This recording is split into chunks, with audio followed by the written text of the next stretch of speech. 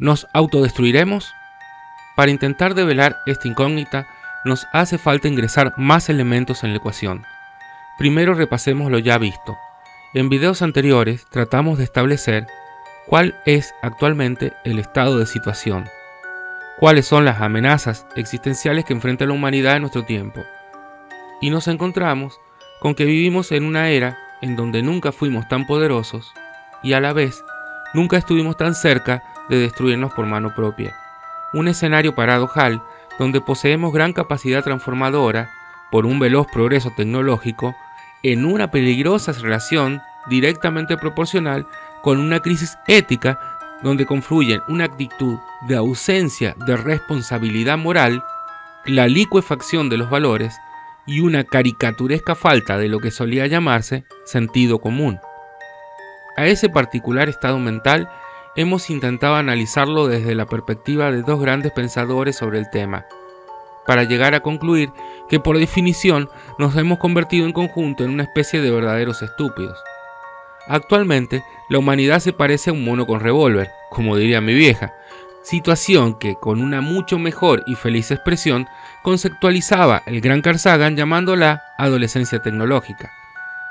Y dado que la idea de la adolescencia tecnológica surge como una posible respuesta a la llamada paradoja de Fermi, la cual, a su vez, nace de una aparente contradicción entre la observación empírica y las predicciones derivadas de la ecuación de Drake, resulta necesario detenernos aquí un momento para analizar cómo se relacionan entre sí todos estos conceptos con las probabilidades de que terminemos siendo los autores de nuestra propia extinción.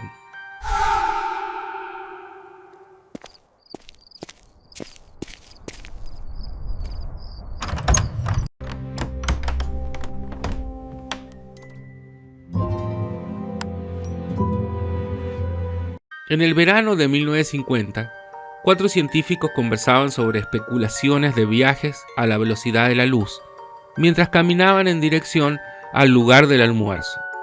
Durante la comida, la discusión derivó en la posibilidad de la existencia de inteligencia extraterrestre. La lógica les sugería una alta probabilidad de la existencia de muchas civilizaciones interestelares en un universo tan vasto.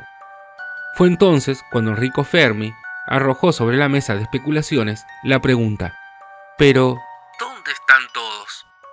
Por lo que se sabía sobre el cosmos, ya deberíamos haber sido objeto de visitas extraterrestres en múltiples ocasiones a lo largo de un periodo extenso. Acababa de formularse así la paradoja de Fermi.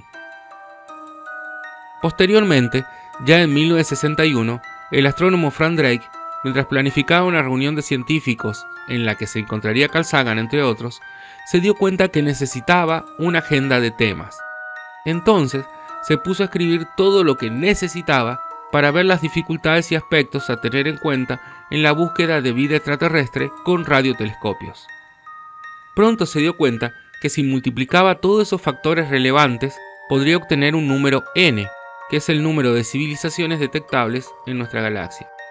De allí surgió la famosa ecuación de Drake, que pretendía obtener una herramienta matemática que permitiera alcanzar una mayor aproximación al número de cuántas civilizaciones inteligentes detectables podían existir en nuestra galaxia, para obtener de este modo una idea mucho más clara sobre el tema que la que podían llegar a tener Fermi y sus colegas 11 años atrás, que sabían que podía tratarse de un número grande, pero no de qué rango de magnitud podían estar hablando. La ecuación, con valores optimistas, arroja cifras cercanas a 1 millón de civilizaciones solo en nuestra galaxia. Pero cambiando las estimaciones desde una perspectiva pesimista, las probabilidades pueden bajar a una civilización cada 250 galaxias como la Vía Láctea. Pero, aún así, en ese escenario extremadamente pesimista, donde no habría ninguna otra civilización más que nosotros en toda nuestra galaxia, podrían llegar a existir alrededor de 8.000 millones de civilizaciones tecnológicamente avanzadas en el universo observable. Ahora bien, y teniendo en cuenta esos números, la pregunta de Fermi nos suena aún mucho más perturbadora. Entonces, ¿dónde están todos? hubo alguien que propuso una respuesta. Trataremos de mostrarles su forma de pensar. Si partimos de los siguientes supuestos filosóficos que comparten la mayoría de los científicos actuales, como que no tenemos nada de especiales y que por lo tanto la Tierra y la humanidad no tienen razón para ser un caso único en el universo, dado que, si la vida y la inteligencia surgieron aquí, deberían surgir en otros planetas similares bajo condiciones similares. Y que la evolución, desde la materia inerte hasta una civilización tecnológica, es un proceso natural y probable, si se dan las condiciones adecuadas. También que una civilización, una vez que ha alcanzado cierto nivel tecnológico, tiende a seguir desarrollándose hasta volverse capaz de colonizar su sistema estelar o galaxia. Entonces, y dada la aparente contradicción entre la alta probabilidad de vida extraterrestre que podemos calcular y por otro lado la total ausencia de evidencia de ella que podemos observar, esto parece indicar la existencia de una fuerza selectiva, un muro o gran filtro imposible de superar que impide la visibilidad o existencia prolongada de civilizaciones avanzadas y que vendría a darnos un porqué, una posible respuesta a la pregunta de Fermi. Esta idea, llamada hipótesis del gran filtro, fue planteada por Robin Hanson, economista, físico e investigador interdisciplinario estadounidense, que es conocido por su trabajo en economía conductual, futurología, inteligencia artificial y teoría de la decisión. Es el autor del ensayo de 1998 titulado El Gran Filtro, ¿ya lo hemos superado?, donde se desarrolla formalmente la hipótesis del gran filtro y sugiere su relevancia para la paradoja de Fermi. Su enfoque combina elementos de lógica probabilística, economía evolutiva y filosofía de la ciencia. La hipótesis del gran filtro nos plantea dos escenarios posibles. Una, que el muro infranqueable se encuentra en nuestro pasado, siendo uno de los posibles filtros el origen de la vida, el salto evolutivo de organismos unicelulares a multicelulares o el paso a la inteligencia autoconsciente.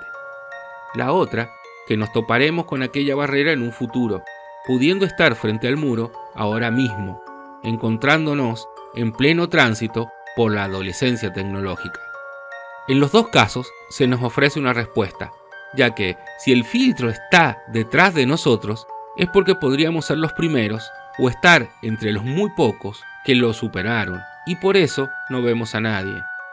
O está delante de nosotros y ya arrasó con todos los que estuvieron antes, lo que significaría que la humanidad atraviesa o atravesará en un futuro una etapa muy peligrosa, lo cual no deja de ser una perspectiva preocupante, incluso un poco aterradora. Lo que hagamos como especie determinará si seremos una excepción o una repetición más de un patrón trágico.